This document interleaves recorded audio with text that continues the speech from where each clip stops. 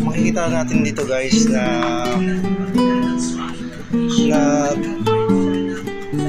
tayo ng garlic, so para kasama ng butter. Mas masarap kasi pag garlic butter shrimp.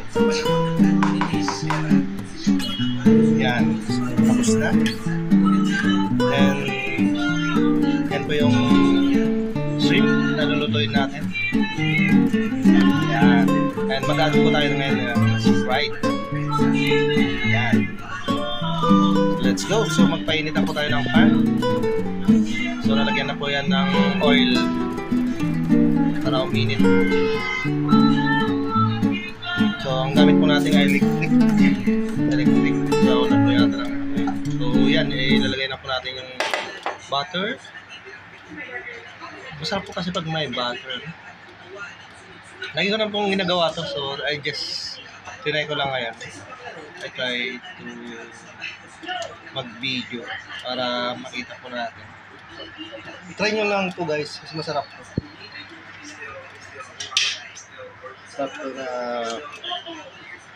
na pag may butter. Saka yung siyempre may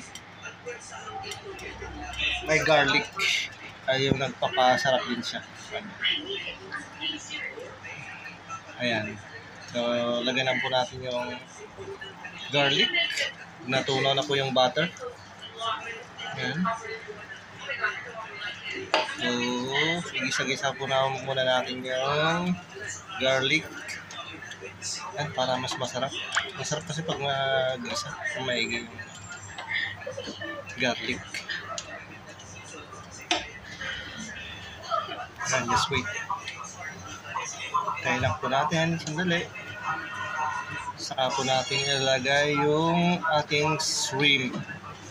So, wait lang po siya. Ayan, isabi po muna natin yung garlic. Ayan.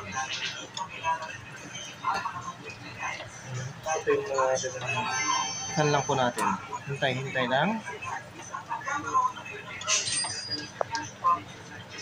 Hanggang sa makita natin na okay na yung garlic. Medyo matagal po kasi mag-eat itong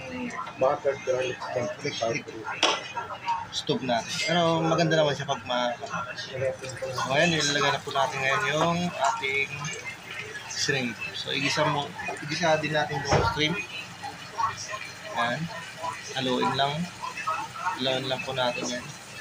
Halo lang. Hanggang sa makita natin na ito ay maging kulay orange na siya. Try po natin mag-kulay orange. Ayan.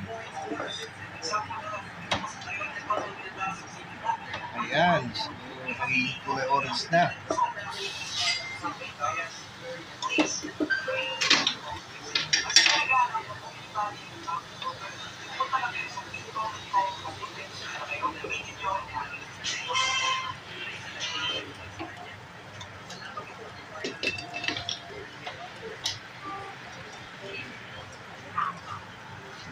Yan, halo lang po ng halo